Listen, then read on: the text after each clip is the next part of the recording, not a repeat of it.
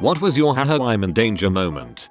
So I was walking to my school, and there's this little street with 2 lanes that leads onto the highway that you need to pass to get to my school. I usually wait till everyone has passed since no one respects the yield, but that day, the guy in the right lane actually yielded, which was awesome. So I made my way across. Suddenly, as I passed through the right lane and entered the left lane, before my mind could process anything, my body just straight up stopped moving. I was briefly confused before I felt 2 cars barely graze both my front and back side. Apparently the guy on the right started driving again as soon as I was out of his lane, and at the same time, a guy behind him was being impatient and jumped to the left lane without stopping for me. So they both passed me at the same time while I survived by being frozen in the minor gap between the two. Honestly, my subconscious is the only reason I'm alive today. Both of those men need to be freaking arrested. Passing people at crosswalks needs to be a felony offense. I was on a bouncy castle at a college ball and my friend turned the pump off as a prank. My head was sealed in the deflating plastic and I was suffocating, kicking my legs wildly trying to free myself. I had almost passed out when someone noticed and pulled me out. It would have been quite an ignominious end. I was a camp counselor a few summers back and the lady running the bouncy castle shut it off without warning with like 10 of my kids still in it, saying she was done with her shift. We were told we had 30 more minutes. Thankfully she turned it back on before it deflated too much, but I had to deal with a bunch of scared to death 5-year-olds for the rest of the day. When I was about 14 I chucked a teen angst tantrum and went for an angry walk in the bushland behind my house. Didn't take my phone. Didn't tell anyone where I was going. Just stormed out. It started raining pretty heavily after about 45 minutes. So I turned back to head home. But a bridge I had crossed had been washed away and the creek was rising very rapidly. I, stupidly, skidded down the embankment to see if I could cross, but didn't realize the rain had made it too slippery for me to be able to climb back up. I vividly remember standing on the little patch of rock thinking haha, I might die. I didn't. I climbed onto a rock ledge, waited out the storm and managed to make my way back up the embankment and return by a different route. By that point, had been gone for about 4 hours and had escaped death only to be almost killed by my parents. I didn't. Plot twist.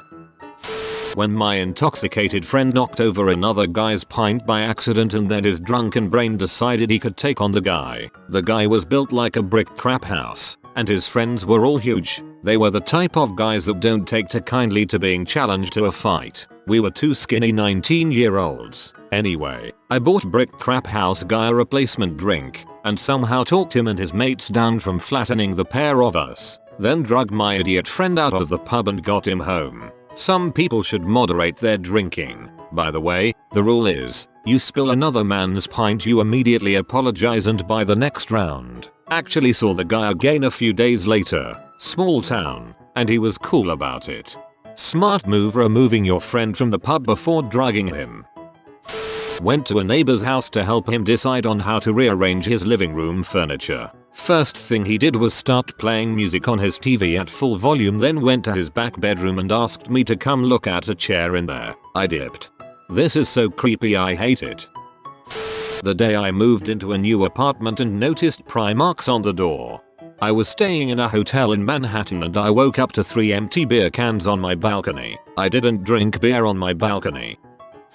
Private pilot story. Just on a return flight with a few mates back to local aerodrome. Looked down at rudder pedals and noticed the side of my shoe was basically starting to melt. First moment of realization that the engine was indeed on fire. Ha, I'm in danger.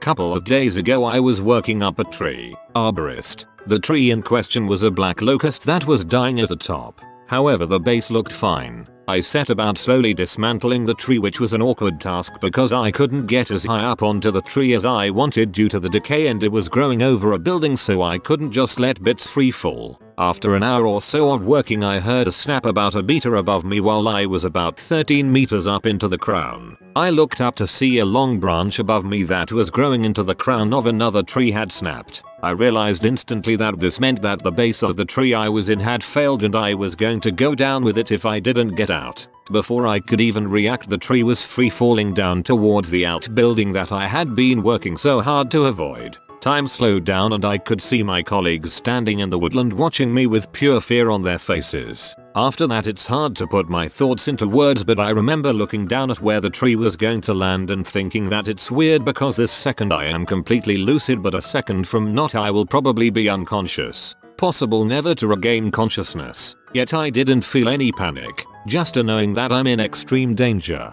All I could do was grab the nearest branch and plant me feet on another one and hope to God that I didn't end up under any part of the tree. After what seemed like forever, the tree came down onto the roof of the outbuilding. I had probably traveled 10 meters vertically and about the same laterally. The large limbs of the tree that were previously to my right but were now above me didn't snap and crush me like I was sure they would. I managed to hold onto my branch and stayed roughly in the middle of the tree. I was free from injury other than a twisted ankle and a twinge in my wrist from holding on tight as the tree smashed down. I don't know how I didn't get seriously fricked up by that tree, and I don't know why it failed on me, but I will never forget that, knowing that I'm in danger, falling with tons of wood and there's nothing I can do about it.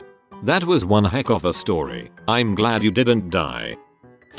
My third year fighting forest fire, I was upgraded to pump truck operator for a mop-up crew. After a section of the fire was deemed extinguished, they send in mop-up to make sure it's actually really out. I drove a giant pickup truck with a huge tank of soapy water and filled up portable water bags for the mop-up fighters. On my way back to base I had a bit of water left when I saw plumes of white smoke. Your urge to extinguish all smoke, because no one wants a dead fire to come back to life. There's a fallen tree next to a bunch of bushes, and another half fallen tree, and the half fallen tree is spewing hot coals every couple seconds with a loud pop. Each pop of hot coals makes the other wood products take off. The fire was at risk of starting over again, right here lol. I had nothing but a pee and bladder bag. I bounded down to the pump truck, grabbed the hose, ran it up, bounded down, turned the hose on, ran up, and began attacking the situation. As I'm chasing down the heat and fuel source,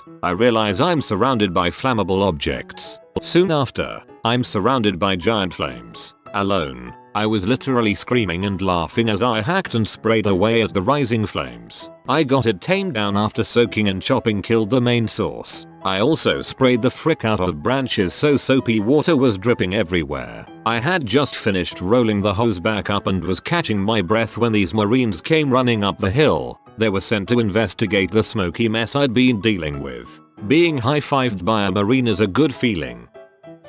When I was a teenager, my mother was in the hospital and I overheard my abusive stepfather answering the door at 2 AM and talking about getting rid of them tomorrow night and his gun. I was 100% sure he was going to kill my sister and me. Falling off a bridge into water right next to a stingray with dead sharks drifting by. I live in Australia. Of course, it's Australia.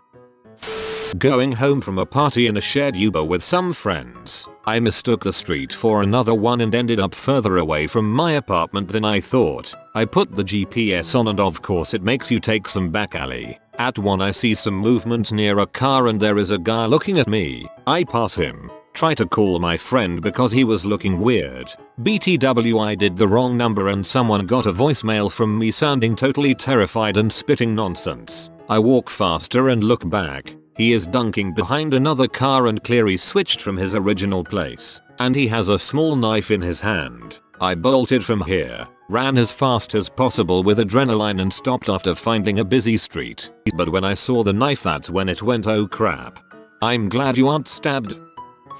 Attention all guest, a gorilla has escaped its enclosure. Please make your way to the nearest exit. Me realizing I'm in the primate area. Get in the gorilla enclosure, since it's not in there.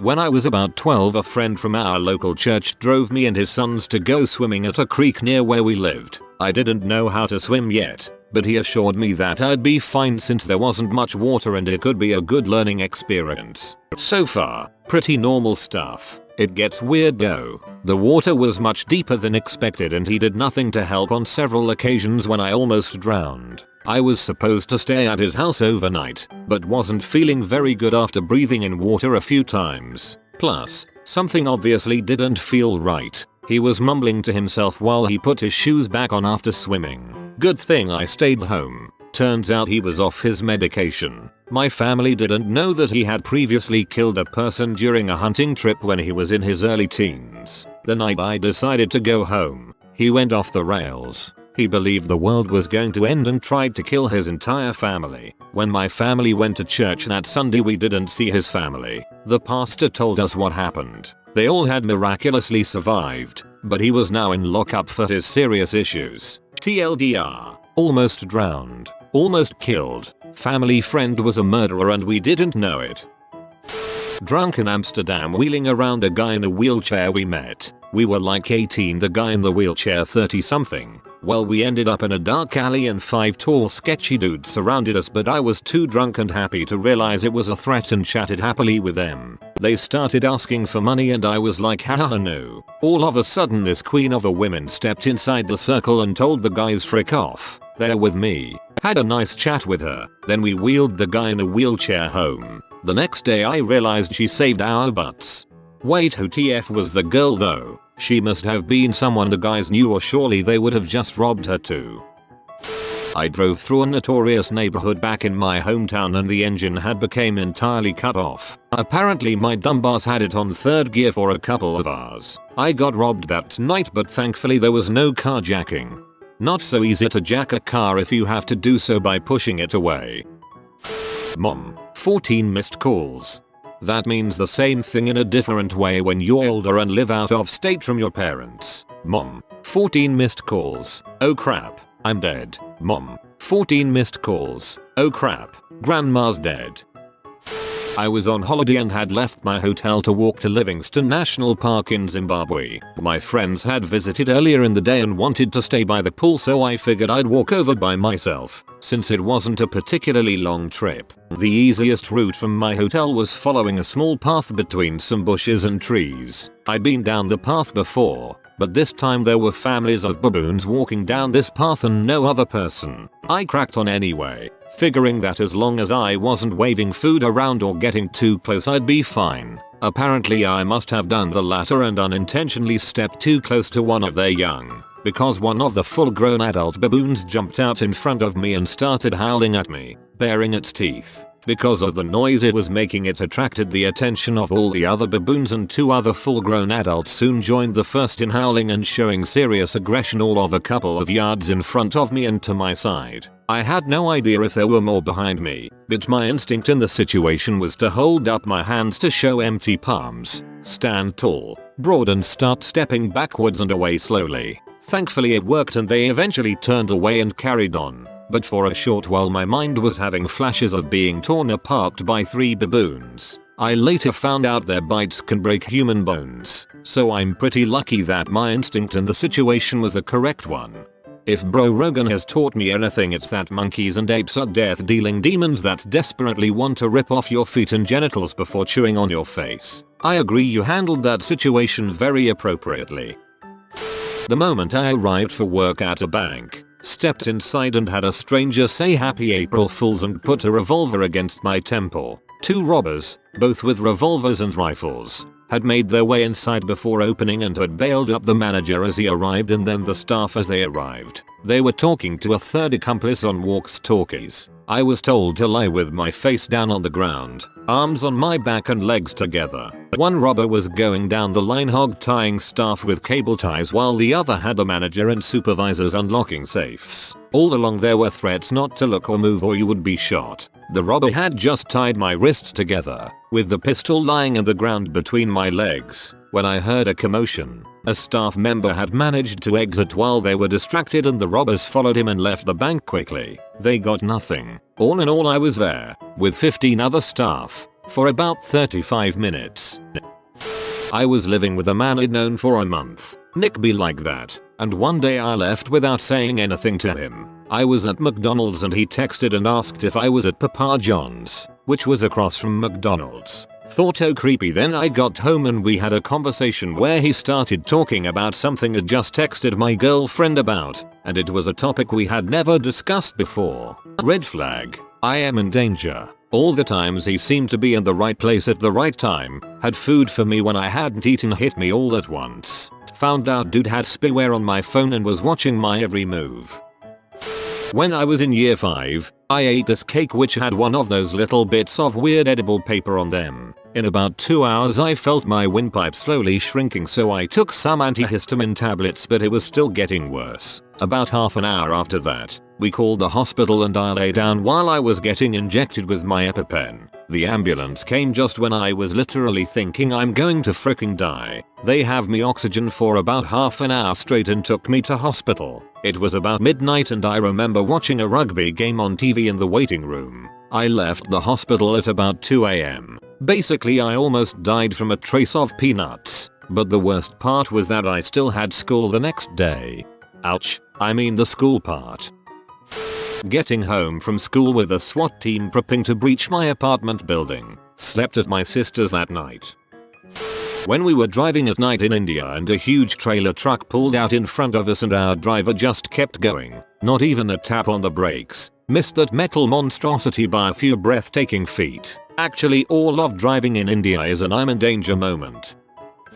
When I was 18 years old, I was living in my first apartment by myself. I had no roommates and my parents had just moved states. My downstairs neighbors were a group of 20-somethings who had lots of traffic. Constantly people coming and going. Parties multiple times per week. Rarely saw the same people twice. One day, I noticed a blacked out van in one of the parking lots. I swear I saw a camera with a long lens through the heavily tinted windows, but I just kind of brushed it off. Maybe it's paranoia. Over the next 3 days, I see more and more surveillance. Vans, sedans, trucks, all of them mirror black and limo tint windows. They would sit there for 8 or so hours at a time and another vehicle would rotate in and relieve the post. Then, quick as they came, they disappeared one day. Now I'm getting concerned. I have no idea what is going on, but someone is definitely watching my apartment building. 2 weeks after I saw the last surveillance vehicle, I go out on my balcony for a smoke. That's when I see the cops. Holy crap, so many freaking cops. They were stacked up, breaching style, on the sides of the building adjacent to me. There were probably 24 uniformed officers. Suddenly, they fan out, guns drawn and aimed at my building. They take up defensive positions and are yelling at each other. One of them motions at me aggressively to go inside. Then a file of a dozen SWAT officers begin closing in on my building, walking right up the path. I'm crapping my pants now because I've got like a half ounce of weed and alcohol in my house and there's 40 cops outside. I go inside and hide everything as best as I can and go to the window that faces outside so I can watch this crazy crap go down. The neighbors below me got raided. The SWAT team fired a launcher of some sort through their windows. I heard 5 loud pops followed by acrid smoke wafting through my vents. They forcefully entered the apartment and I heard so freaking many shots. One small caliber pop followed by a roar of semi-automatic rifle fire. Must have been 100 rounds. I threw myself on the floor of my apartment as I listened to the supersonic crack of rounds missing. It seemed to never stop. I guess the neighbors were major players in the drug game and one of them pulled a gun during the raid, so the SWAT team killed all 3 of them. The apartment building was condemned and I had to move back in with my parents. After the fact, I realized how lucky I was to not get shot on my balcony or struck by a stray round in my home. Sometimes I have flashbacks and nightmares to that moment. My face on the uncomfortably thick carpet, blue-gray smoke in the apartment, glass shattering, drywall cracking, rounds flying. For future reference, if the people below you are shooting bullets and you lay down on the floor, you technically give them a bigger target to shoot at if they accidentally angle their gun at all upwards. Standing might have been the better move, but behind a wall not looking out any windows. Stood between my mate and a guy in a motorcycle gang during a bar altercation. Didn't think that one through, and luckily made it out without injury. My GF and I were driving home from the beach. Around 2 AM on an empty street, some guy jumps out of nowhere in front of the car. I thought he jumped in front of the car on accident, but then I realized he had a baseball bat in his hand and he was charging towards us. As soon as I realized that he was coming towards us, I booked it around him and sped off. I'm 99% sure this guy was going to try to rob us, but it all happened so fast I didn't process what happened until later. When I was younger I walked to 711 with my older cousin who was like 12 I think, and I didn't really get what was going on, but I now realize some guys were following us in a white van and that's why she wouldn't let me stop walking at all. Also happy cake day lol. A little over a year ago, my mother helped a Pakistani girl escape from her abusive family and get into an asylum center, where she'd be able to change her identity and start her life over. The girl had been in my mother's class when she was teaching at an asylum school, and was still in contact with some of her students, including this girl. My mom of course knew that the family wouldn't be happy, but thought it was worth the risk since this girl really needed help. She of course told me about it, and gave me a heads up to be careful when walking around town for the next period of time etc. But I didn't really think much of it. Fast forward to around a week after my mom had helped the girl. It was around 3 AM on a weekend and I was just about to fall asleep when my mom suddenly came tiptoeing into my room with the most terrified freaking expression and just told me don't say anything. Someone's at the door. Apparently my mom had woken up to the doorbell being rung around 70 times, along with a picture of our front door sent from an unknown number. She had heard voices as well, and had worked it out to be around 4-5 dudes standing out there. This somehow managed to find my mom's address and phone number, and we had no way to know if they just wanted to talk, or had worse intentions. I don't really know how, but I managed to stay chill the entire time, while my mom was almost crying in fear. All my thoughts were basically just one big pile of haha, we're in danger. We called the police who showed up half an hour after they had already left, and basically responded to the whole thing with yeah, we can't do anything about that. Summer before my senior year in high school, my friends and I would float down the river on inner tubes. The first float that summer, we ran over a downed tree across the channel, with about 6 inches of water running over the trunk. 3 people in front of me skidded over the top. I was sitting on a semi-truck tube, and it flipped out from under me. The current dragged me down and I doubled over a branch. Full force of the current held me there and the impact forced me to exhale. There was no way to struggle back to the surface against the water. I worked my way over the branch and dove for the bottom. When I found the sandy mud, again I turned with the current, put my face in the mud to shield my eyes, and worked my way downstream. I could feel the branches digging into my back while I wondered if I'd get stuck again. I was curious, not really scared yet. Meanwhile, GF, who started immediately in front of me, was standing on a sandbar and facing upstream waiting for me to show up. I surfaced downstream and had to wait for tube to catch up.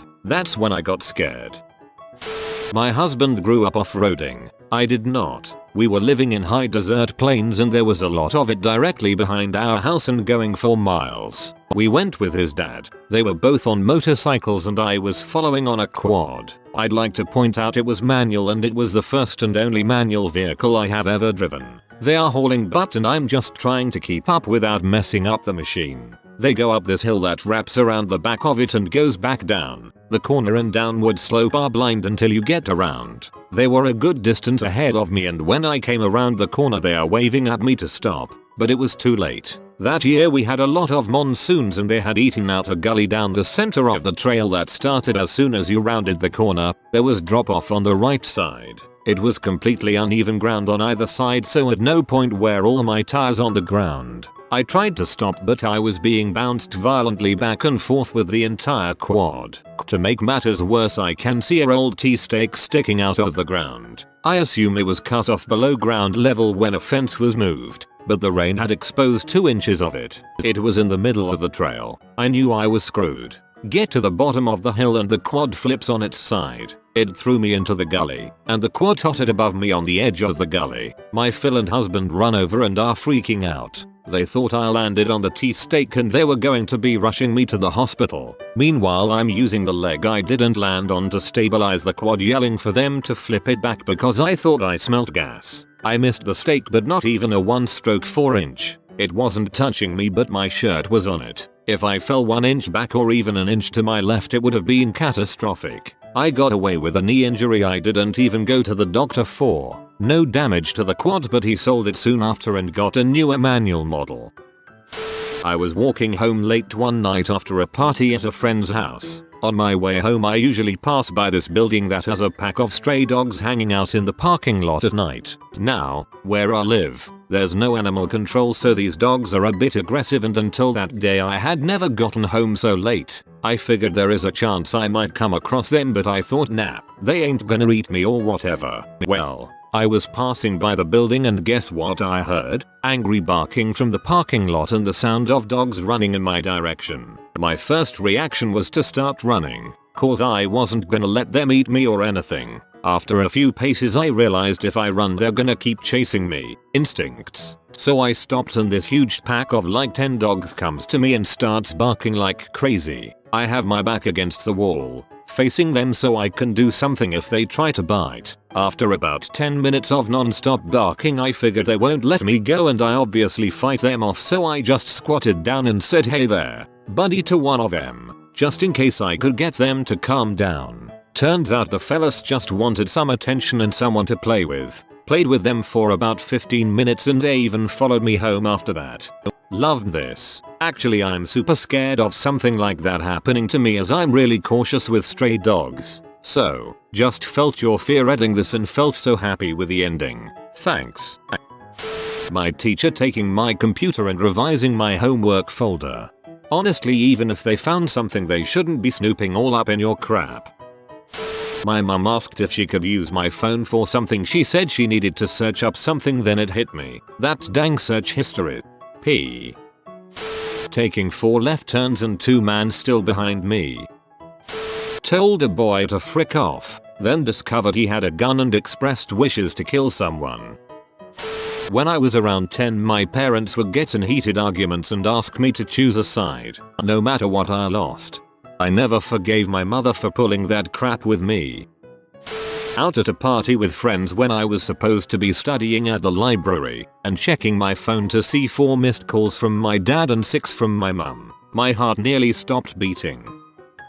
I was 20 and partying at a real sketchy dive bar. I met up with this cute guy and his friend. He wanted me to go with him and his friend to an empty park outside town for fricking. Young drunk me didn't even hesitate. It's very rare to meet attractive young gay men and even more so to score 2. We got into his truck. I sat in front and his friend sat behind me. That kinda made me uneasy since he was directly behind me. They were insisted I just take it easy. The entire time his friend had a dark look on his face. A look that made me really afraid. We stop at a gas station and the main guy gets out to pay for the gas. I'm uneasy, something is giving me a bad vibe and his friend is making me seriously uncomfortable. I try to get out but the friend locks me in. He tells me to relax and stop trying to get out. At this point I'm sweating bullets. Something is very off. A few minutes later the main guy returns with another freaking guy. At this point I realize I'm in some serious crap. Person C is a friend too and has a real mean look about him. They insist he's just a friend and I need to relax. No, I'm not going to, cause it's clear this is an abduction. We stop at a red light. The door's unlocked. I unbuckle and bolt out the door before they react. Nearly get hit by a car but I run alongside the road and don't stop till I reach the gas station. I head out behind the gas station and jump into the dumpster to hide. My fears they were chasing me were confirmed when I heard them talking. I stayed till morning before leaving and calling a friend to help. Scariest moment of my life. 4th car at an intersection in the U-turn lane. First car does a burnout and pulls a drift U-turn. I WTCH as the car starts sliding my way. I can't move out of the way because the car in front of me hasn't moved yet. Did not get hit, but did have a "so this is how I go" moment. Hiking in Pictured Rocks National Park along Lake Superior. Husband dropped me off at one trailhead. I'd hike 10 miles. He'd pick me up. No cell service along the trail. A 10-yard portion of this trail is built into a cliff. It's narrower than my hiking shoe. There's a sheer drop down to the lake to my left. The turquoise water is full of huge boulders. I notice the trail is severely undercut. I look up at the cliff. Way too steep to try to climb up and over to avoid the trail. No better way to sum up my thoughts than haha, I'm in danger. Of course everything was fine, but it was a very careful, nerve-wracking 30 feet of walking. When I was about 9, my mom, 6 siblings and I were living in MN just temporarily for like 3 months. So we were borrowing my grandpa's super old 12-passenger van. We were going on a day trip to our friend's campsite, an hour or two's drive, when the van started having issues. It was stalling and then eventually just stopped running. So my mom had the car pulled over on the side of the rural country road between a cornfield and a cemetery. She was trying to get the car to start again when she noticed smoke coming out of the AC and yelled, "Everybody get out!" My sisters and I grabbed the babies out of their car seats and ran. By the time we'd gotten 100 yards from the van, it was completely engulfed in flames. Me and my sisters were just standing in the cemetery watching the metal burn and listening to the tires explode as my mom called 911. We were worried the flames would spread from the car to the cornfield and the whole area would go up in flames, but luckily the firefighters got there before that could happen. After they put the fire out, you could hardly even tell that it had once been a vehicle. It was so mangled. I don't even remember being that scared, just having the instinct to protect my little siblings, who did not even realize they were in danger. In fact, my 2-year-old sister's biggest concern was that we didn't save her princess coloring book. TLDR, car burned up, hung out in a cemetery. Saved, I'm grateful baby. Saved, I'm grateful baby. Best part. Customer came in around 4 AM mumbling under his breath and acting real weird with another customer who came in shortly after him. Next thing I know they're almost fighting and then the first customer starts pouring charcoal lighter fluid on the cigarette case before trying to open up one of the long tipped lighter packages so he can start the lighter fluid on fire. I almost drowned in a pool at my summer camp when I explicitly told the counselor I do not know how to swim and her saying everyone else is in the pool, you get in too, and pushing me into the deep end. I was 6 years old. Everything kind of went in slow motion and I feel sorry for the people that actually do die underwater because it's the worst feeling in the world when you can look up and see the surface. You know it's right there and you can breathe if you just swim up to it, but you can't. I was under the water for 45 seconds but it felt like an hour. Imagine being 6 years old and thinking no one sees me, I'm going to die, because that's what I felt. Luckily, one angel of a counselor saw me at the bottom of the pool and all I remember is seeing these two hands with long, fiery red nails reaching out and grabbing me by the waist to hoist me out of the water. She gave the other counselor who pushed me in a real good yelling at and I was traumatized. If it weren't for her, I likely would have drowned that day.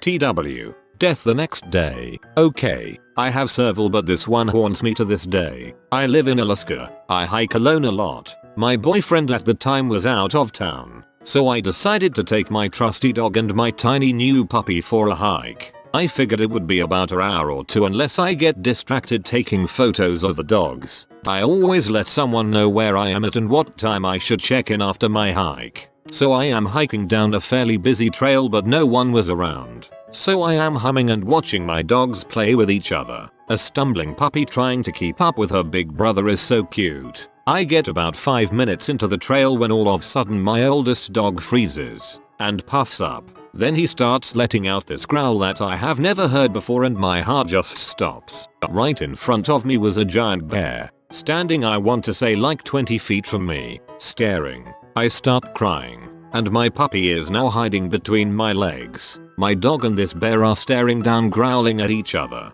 What felt like hours passing by. My dog barked and the bear walked away, but I had a gut feeling he didn't go far. So I scooped up my puppy and just started walking super fast crying, and then eventually turned into a run. My oldest dog stayed behind me stopping and looking. I ran so fast I could see the parking lot. I get into the parking lot and I sit in my Jeep. I saw the bear in the tree line as I was driving away. The next day there were some teenagers preparing for a race and a boy went out alone, had been chased by a bear, killed and eaten. He was found a few hours later cause the bear kept chasing people. I don't hike that trail anymore because the following summer 3 people had been mauled or killed by a bear. They say it's a different bear cause they shot the other one. But I am curious why all of a sudden bears are attacking more and more. I have had my encounter with bears but none like this. This bear wasn't afraid of me. He stood his ground. He followed me. He watched. I have never seen a bear do that before. Now I have 4 large dogs. I carry bear spray when hiking and have a husband who joins my hikes. Funny story. My mom is a bear guide so I am constantly seeing bears and I am so afraid of bears. I was young and mad at my mom for not letting me play outside, so I stormed off, and after I turned a corner and was out of sight I spun around and gave her the bird. Well, guess who walked around the corner right as I did that? I was 15, in Libya in 1998, walking home from school. I'm 10 minutes from where I live and a gold Mazda 626 pulls over and the driver asks me, "Hey young man, you know where the Beera family live?" "Sure do. They're in that neighborhood over there," I said, pointing to my neighborhood. "Hop in, I'll give you a ride." Okay, you gotta understand that at that time people were without malice mostly, and it was generally safe. So I hop in. At the light he was supposed to turn left, but turns right. Need to pick up my brother from Ziz middle school. I'm leery, but okay. He turns to head towards Ziz middle school, and speeds up as we pass it. Bells start going off in my head. Frick. This is the end. I look at his dash for whatever reason and see he's going about 55 miles per hour and gaining. I look up, I see a bridge. On the other side of it is nothing but country, and I really didn't stand a chance if I didn't get out now in front of this school. I open the door, and he pulls out a knife. "Close the door, you son of a W." At that point I say nope, and fear takes over, thinking I could run slow myself down from 55 miles per hour. Feet hit the ground, face hits next. Next thing I know I'm looking up, he's gone. People are WTFing and my books are all over the road. A broken nose and sprained ankle later, I'm alive and well and 37 today, in Florida. But man, I'll never forget that day. It may explain my trust issues with strangers. You have been visited by the Holy Doggo. Like and subscribe, you magnificent person.